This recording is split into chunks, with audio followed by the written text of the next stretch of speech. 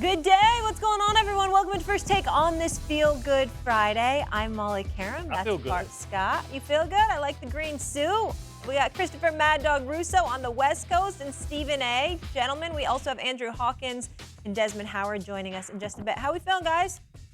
Good morning. What's going Good on, morning. y'all? How y'all doing? Yes. Amazing. All right, Hi, friend. let's get it started. We kick things off in the NFL. The It's Washington good to see you, Commanders BC. BS, what's going on, man? traded 2022 first-round pick Jahan Dotson and a 2025 fifth-round pick to the Philadelphia Eagles in exchange for a third-round pick and two seventh-round picks in 2025. By acquiring Dotson, the Eagles secured their number 3 wide receiver to complement star wideouts A.J. Brown and Devontae Smith, both of whom received long-term contract extensions this offseason. The Eagles have been making big moves this offseason, highlighted by the Saquon Barkley signing, the Dotson trade with the Commanders, and several major additions on the defensive side, including Bryce Huff and C.J. Gardner-Johnson.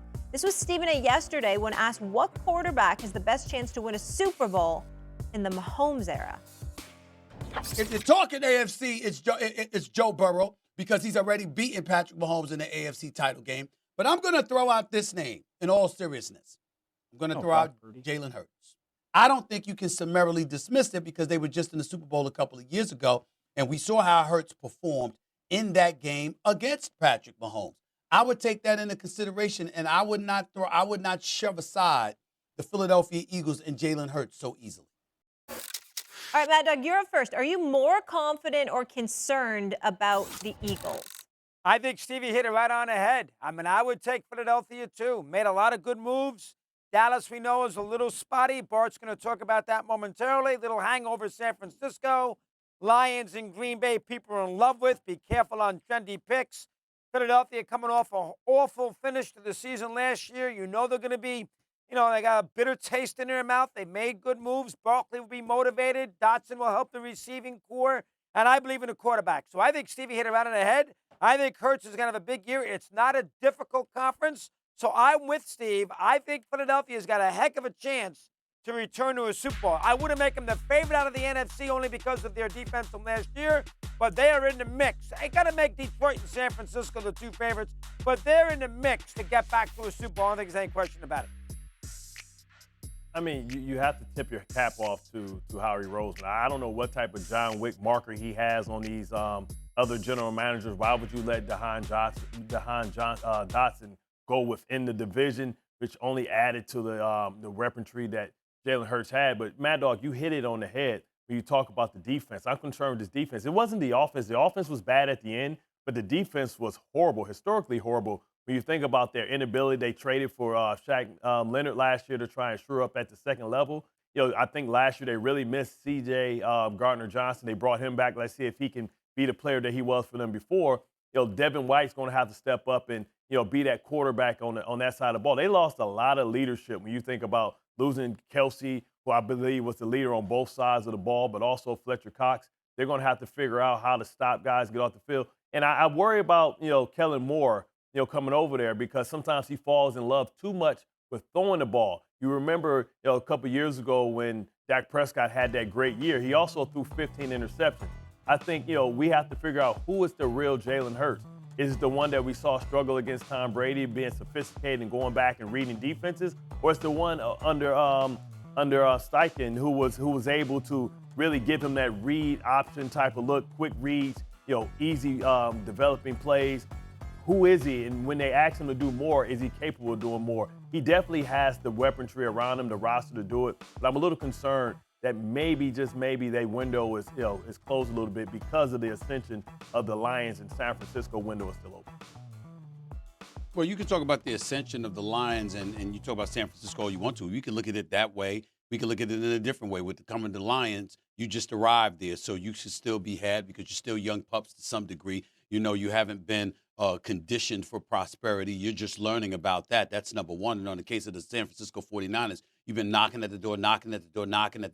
At some point in time, you're either going to kick it in or you're going to fall off the wagon because you've had too many opportunities, too many bites at the apples. So you can look at it that way, which is one of the ways that I'll look at it. When I think about the Philadelphia Eagles, I think about from a motivational standpoint, you went 1-5. Well, you went 1-5 over the last 6 weeks of the season, and then you lost in the playoffs to Tampa Bay. So you finish the last 7 weeks of the season losing 6 of those weeks. Certainly, you've got some making up to do. So what do?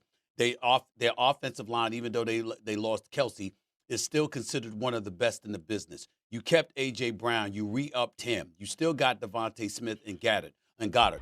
You picked up Saquon Barkley.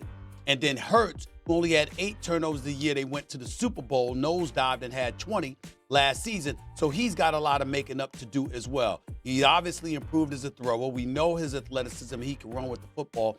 And you're looking at the offensive weapons that he has available to him to throw, to use Saquon Barkley as a security blanket. And on top of it all, to have an offensive line buffer in BS. And then here's the deal. Here's the thing that we have to take into consideration, much to the chagrin of Molly. If Daniel Jones can use Saquon Barkley as a security blanket, Yeah. what do you think Jalen Hurts could do with Saquon Barkley as a security blanket?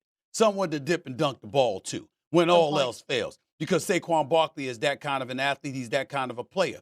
And by the way, he didn't have guys like A.J. Brown and Goddard and Devontae Smith, as weapons to rely upon, okay? So I'm looking at it from that standpoint. And then you bring up Kellen Moore, Bart Scott. I got to tell you something right now. I understand what Kellen Moore falls in love with and how that could be to your detriment come playoff time. But during the regular season from 2019 to 2022, in terms of yards and scoring over the 4 seasons, there was nobody better in the National Football League of the Dallas Cowboys outside of Patrick Mahomes and the Kansas City Chiefs. So we know during the regular season, in terms of accumulating yardage, accumulating points, which also spells for the defense and puts them in a position where they're not behind the 8 ball, Kellen Moore is considered one of the best in the business. And now he's a member of the Philadelphia Eagles, familiar with NFC East competition because he used to work for the Cowboys, and the Eagles, Commanders, and Giants are still in that same division today. I mean, listen, I agree with you when you talk about Kellen Moore and how great of a football mind he is, but also there's a reason why this is his 3rd destination in 3 years, right? Because sometimes when you have coordinators that's trying to get head coaching jobs, sometimes they do what's good for them and not good for the team. You know what I mean? What's good for Jalen Hurts is to protect him and to run the football, right? To be able to let that defense be able to rest. Because that's the biggest concern. The biggest concern is the defense. I agree with you on everything, every point that you made on the offensive side of football. But hold on, Bart. Here's what you can't do to Kellen Moore. And listen, he's a former Dallas Cowboy. When he's a Dallas, I'm no fan. Okay, I'm not going to root for him. But I'm just calling it like I see it. Kellen Moore, when he was in Dallas, why is he gone from Dallas? Because Mike McCarthy wanted to big up himself, move him out of there because he's the one that wanted to call plays, swearing that he was going to do something totally different. And then when Kellen Moore departed and he was handed the reins, he did the same damn thing Kellen Moore was doing in terms of throwing the football instead of running it more. That's number one. So that's why Kellen Moore was out from there. He goes to the Chargers. And remember, he was working under Brandon Staley. It's not like he's searching for a head coaching job. Not to say that he's not, because I'm sure he wants one. But the point is, he's gone from the Chargers because Brandon Staley was there, and we know he had to go. He's gone from the Cowboys because McCarthy wanted to empower himself to save his career, so we can't blame him for that. We can't look at him and being in 3 different locations and think, it's because he's going all over the place. He's trying to be a head coach. Can't do that to him. Yep. Okay, I'll retract the statement then. Okay, I won't say that's the reason, right? But when you look at it, my big concern is can Vic Fangio get this defense to play at the level that which the talent on that side of the ball, suggests, right? Devin White, they couldn't stop the run. They got beat up. And when you think about teams in the NFC, you think about how well the Lions can run the ball, how well Green Bay can run the ball, But how there's well been no San issues with Francisco can Fangio run as the a ball. defensive coordinator. Well, last year the There's Miami been no Dolphins issues with him as a defensive coordinator, only as a head coach. Last year, the Miami Dolphins wasn't necessarily knocking the door down. We weren't touting how That's great fair. the Miami Dolphins That's defense was last year, right? At one So we point, have to we were figure it looking out. at them, we thought And they were then basketball. you talk about Nakobe Dean, as great as Howie Roseman is, and all the players that he brought in. Nakobe Dean hasn't been the player that they expected at the second level, so they're finding themselves searching. If you don't have a middle linebacker, it's tough to be effective in his league. And you talk about guys that can ground and pound and keep that explosive offense off the field. That's my biggest concern. Defensively, can they get off the football field? Defensively, can they not be a liability? Yeah.